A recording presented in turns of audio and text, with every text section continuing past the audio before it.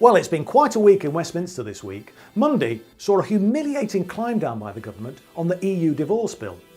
First they said they wouldn't pay, then they agreed to pay £20 billion, and that figure now looks set to double. We also heard explosive revelations this week about David Cameron from a former Tory minister and father of the House, Ken Clarke. He says Cameron may have done a deal with Rupert Murdoch to win the 2010 general election. He claims that in a meeting he had with Rebecca Brooks, the former chief executive of Murdoch's News International, she told Ken Clarke that she was running the government in partnership with David Cameron. She apparently instructed Clarke, who was the Justice Secretary at the time, to buy prison ships. For some bizarre reason, Murdoch had a fascination with them and wanted to make it government policy.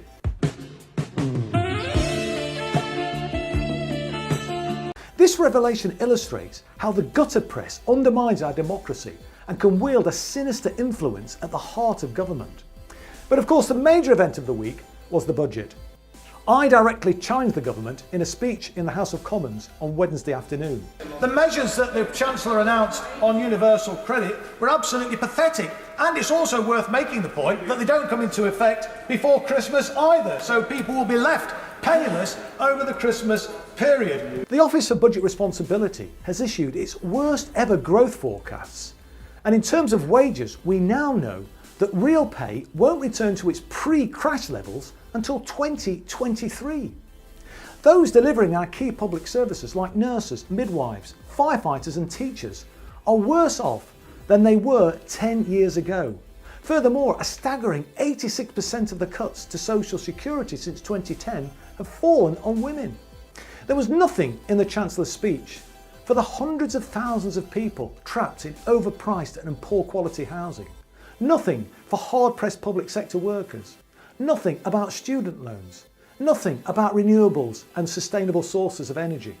And next to nothing for investment in desperately needed infrastructure.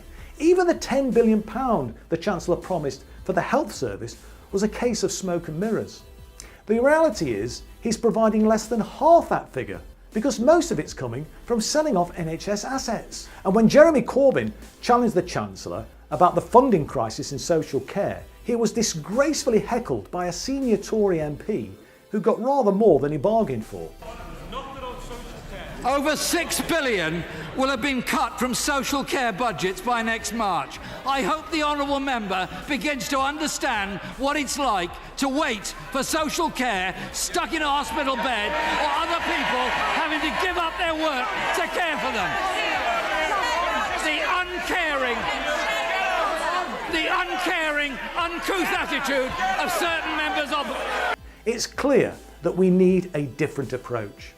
What this budget shows is that this hopelessly divided government is out of touch and out of time, and quite frankly, should step aside. So that's it for another week.